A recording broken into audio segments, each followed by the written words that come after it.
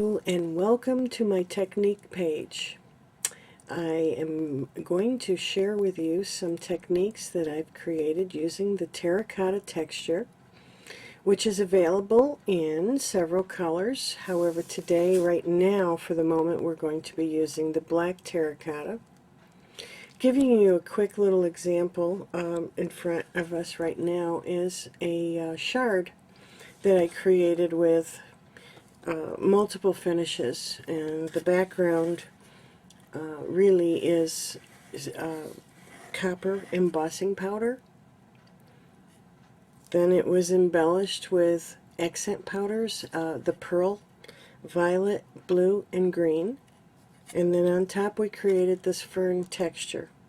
I'm going to share with you as much as I can on this short video just how many different ways we can add some lovely texture to your gourd. On the gourd surface, being a natural surface with no color, this is perfect for covering any kind of dings and marks, cracks, and imperfections in your gourd. The second one is done with already a lovely background, and then we're adding texture, which I will actually go ahead and show you how that is done as well.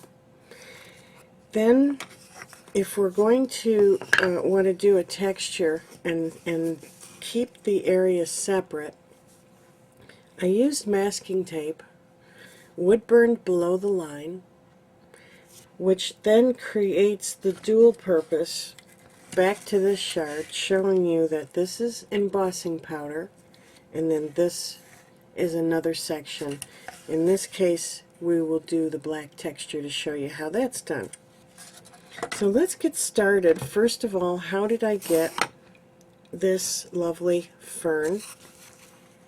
I have a paper punch,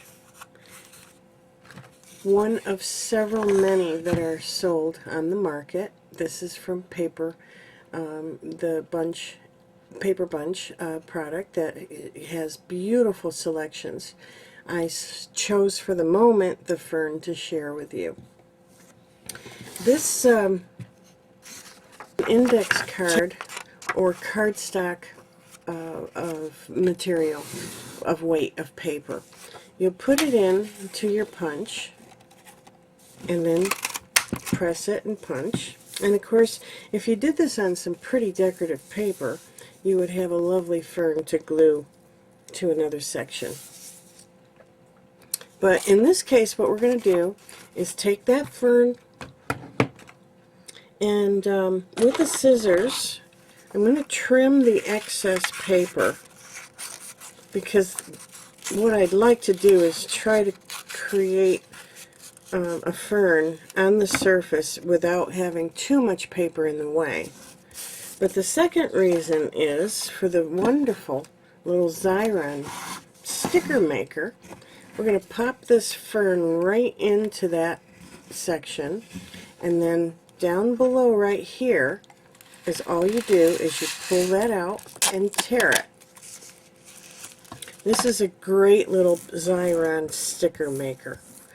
Pressing down to make sure that the adhesive is catching on all of the top paper, and also remove the fern, which now has a very sticky but repositional glue adhesive. So therefore what we can do is, let's add a few more ferns to this one.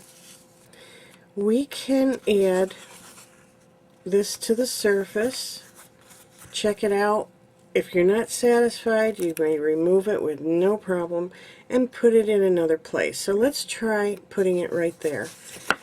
The adhesive is absolutely wonderful, because you see how every part of that fern is staying close to the surface with no gaps, and therefore when we go to apply the texture, it stays right nice on the surface, so we don't have unwanted texture below the paper. Now we're going to use a palette knife, and then with a fairly reasonable application, not too thin, not too thick, just totally cover the surface. What's important to know is that you want to remove every bit of this off of your tool before you proceed with anything else. This is a very quick air dry product, and also keep the cover on your jar. This happens to be the black terracotta. As I mentioned, comes in several colors. We will discuss that in just a moment. Okay, so here's the fern. Take the top of the paper and just pull it off, and look at that lovely design. The nice thing is we've already created a colorful background, so the fern is applied to that top background. Do you notice this little ding right here? Well, let's go and cover it up with another fern. And in the end, I guess the point is you never need to worry about throwing out a gourd or a shard that has any kind of imperfected markings, because we can cover it up with quite a decorative. Well, let's see about turning it in a different position, just like that. And now, whoops, see what happened and how easy it was to put it right back in place. I rubbed a little bit too hard on the paper. Okay, back to the texture again. And you can see just the amount is really small amount necessary, but we're still making sure that we do a decent amount on here. Not that it matters if you get it too thin, it's your choice. But if it's too heavy, then it could be too much, overwhelming the stencil. We're going to pull it off, and covered is that little marking that I just shared and allow it to dry, and we'll come back to further information. Here's a fun little technique that I discovered having enjoying this product so much, and I wanted just to take it to other levels of what I can do with it. What we're going to use is, this is a hot glue pad, flexible rubber, silicone, excuse me, hot glue pad that I was experimenting with. And again, I'm going to put this fern right on here.